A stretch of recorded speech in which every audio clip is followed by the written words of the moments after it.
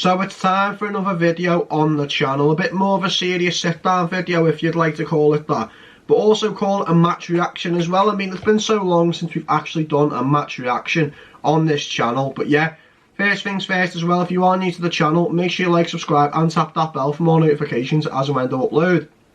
And we will move on into the first topic of today's video, which is player ratings for Wrexham 3, Wealdstone 1.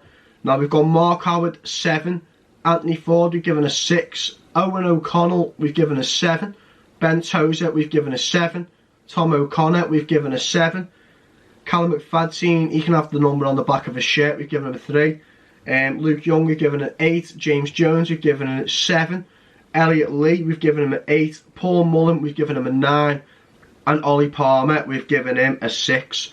Substitutions, Jacob Mendy given him an 8, Max Cleworth given him a 6, and Sam Dolby we've given him an 8. What's your thoughts on that? Leave it in the comment section down below. And yeah, it's a crazy one. Now the ratings wise, we go for the time that they've actually played.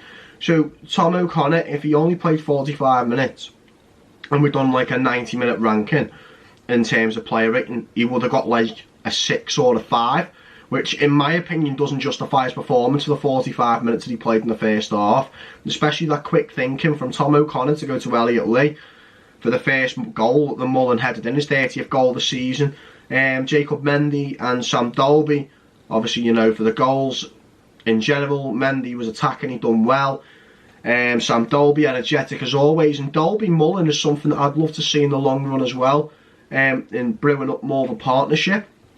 Max Cleworth giving him a 6 just due to the fact of the time that he was on the pitch. There was times where he was missing. I don't know if that's a confidence issue after Sheffield United and things like that, or, you know, it is what it is. But yeah, Wrexham 3, Wealdstone 1. The goals coming from Mullen, Mendy and Dolby, and the Wealdstone goal coming from striker Tareen Alarkia, I think that's how you pronounce his name. I probably butchered it again, as I've butchered many things throughout the season on this channel. It's been absolutely crazy. But yeah, Wealdstone were reduced down to 10 men when one of the players who was off injured tried to come back on a bit early and seen a second yellow, and that was before Dolby made the 3-1 to the Reds and kept their unbeaten run at the Racecourse ground. Now, it's crazy because even though Rob and Ryan were not in attendance at all at the Racecourse ground, actor Will Ferrell was seen in the Turf pub, and he was also seen at the Racecourse ground.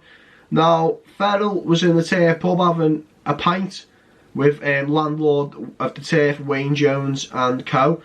And it's great to see, to be honest, you know, the fact of the Hollywood, you know, actors can go there and just have like a pint with the locals, as to say, in the Turf. You know, you've seen Rob McElhenney do it when Wrexham, I think, had an away game. He went to Turf, and I think the Declan Swans were singing a song, or it was something like that. You know, Always Sunny in Wrexham was being played, and it reduced them to tears. It was crazy, like, but yeah, moving the focus back on the game though, Phil Parkinson told BBC Sport Wales, it's always difficult after a high-profile cup game like we had on Tuesday, which made today so important for us. In the first half, we were a little bit frantic in our decision-making, but in the second half, we were superb. I was pleased for Jacob Mendy on his return back. It's a fantastic goal from him and for Sam too. A great contribution to seal the deal.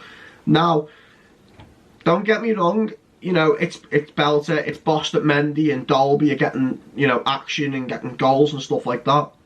I think I'd love to see 90 minutes from Dolby on Tuesday, or maybe 75. You know, a push depending on how his fitness levels are. But I'd love to see 90 minutes from Mendy as well. Now, a big topic that I want to talk about now, after the Sheffield United game, there's two topics of discussion here. Topic A, Rob Layton, Mark Howard. Topic B, Harry Lennon and the centre-half situation that Wrexham currently have. So, first things first, we'll go on to topic A, and we'll discuss about Layton and Howard. And to be honest, I've got a feeling of what's going to happen. So people are saying, you know, it was the wrong decision, Layton should have started, Layton's number one, this, that and the other. And don't get me wrong, I agree to some type of point. Now, when you've played all season in goal and you know, statistically, your team's second in the league, 2 games behind, up on goal difference, 3 points, 3 points behind, 2 games in hand, and all that stuff. It's crazy to see how I personally wouldn't drop Mark Howard right now, because statistically he's done really well. I think what's going to happen next season is, because you see Mark Howard has got the podcast going and all that stuff, and because he's an aging player as well, I don't think he'll play many games next season. Now, this is what I'd call a transitional period in terms of pre-season. You'll see Rob Layton and Mark Howard have the 45 each in goal or whatever, and you see all that happening, but you will see Rob Layton start the league games, Mark Howard will have the cup games, and that's what you'll have as your transitional period, which makes Rob Layton as the number 1, and it'll put Howard back to the number 2. I think this season it was important to sign a goalkeeper of Mark Howard's calibre, especially to the point of the fact that Christian Dibble, good, he's an alright keeper, he's not bad, but he's not a standard that's going to get you to League 2, unfortunately. Hence why a new goalkeeper was needed as well. Mark Howard got brought in. He's took that number 1 shirt at the moment, but as I say, I will see that I can see the transitional period happening over the course of next season. The fans will be like, do you know what? Fair enough. But I think for now, back Mark Howard, back Parkinson's decisions as much as possible, because next season you'll start to see the quality of the team. You know, you'll probably see Cannon be involved in more parts, and when he gets his fitness back, and you've seen him on the bench yesterday, but he didn't feature. You'll see Rob Layton start. You'll see the quality of the team start to gel and brew together as a whole. Now, topic B, which I do want to talk about, Harry Lennon. Is he injured, or does Phil Parkinson not trust him? Now, I'm going to go for the option B of not trusting him, because my opinion is this. Sheffield United at the Racecourse ground, Harry Lennon's on the bench, Tunnicliffe goes down, and Hayden go down, don't they, and substitutions happen. Tom O'Connor was brought back to centre half, Harry Lennon was on the bench. Right. So, why, in my opinion, Tom O'Connor compliments Luke Young in that midfield so much, because he just allows Luke Young to be free on the ball. He allows him to do what he needs to do. So why bring him back to centre half when you've got a centre half that's more than capable on the bench? Now, you could argue Harry Lennon's injury prone, he could get injured, which cost a 3rd substitution, I agree. But when he's at that game at the Bramall Lane, he played 70 something minutes. And to be fair, he was superb. He deserved that spot. I expected him yesterday to be in that team. And this is where I say you've got to back Parkinson's decisions. I've got to back it. But my issue is, does he not trust Harry Lennon? Or is Harry Lennon injured? Because if he doesn't trust Harry Lennon, right, and you've got Max Cleworth, who's probably a bit down on confidence at the moment. For me, he's got to go back in that market and get a centre half on loan for the rest of the season.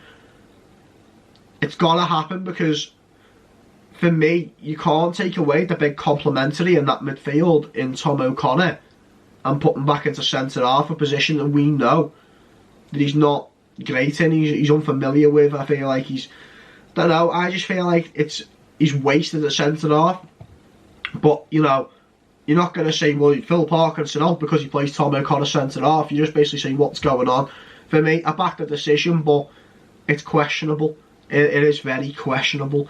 But yeah, they're the 2 topics. Let me know on your thoughts on that in the comments section down below. Now, just a quick thing as well for you guys. It is Mullen's 30th goal of the season. Now, when he put Wrexham 1-0 up, 30 goals. What, we're in February, so we've still got March and April left to go. Theoretically speaking, Mullen at the Racecourse ground, he bags goals for fun. What's to say that he can't hit 40, 45 goals this season? I know people are probably going to say to me, Jebbo, are you taking the absolute mick? You're chatting wham, but listen, it can happen, and I wouldn't have said he probably would have done it at the start of the season. I'd be in the same section as you, going, well, nah, it's not happening. But yeah, it is crazy to see that Mullen, he's firing. But my issue is as well is what teams will come in for him at the end of the season, and will he stay? Is he going to be true to his word that, you know, he wants to be local, or if a championship team comes knocking on the door, will he go? I mean, he's looking for a call up for the Welsh national team anyway, which could happen. You know, Rob Page spoke about Mullin and was highly praising of Mullin. So can you see a call up for Paul Mullin in the near future? Let me know in the comments section down below. But yeah, I hope this is just a little video of me chatting wine, talking to the camera, a little sit down video, and honestly I'm no good at it. But I just thought it's a type of video that I wanted to do today. Just speaking about Wrexham. I mean, you know, speaking about Will Ferrell, the game yesterday, and hopefully you guys have enjoyed it as a whole. But yeah, if you are new to the channel, make sure you like, subscribe, and tap that bell for more notifications as and when I upload. And I shall see you guys on another video.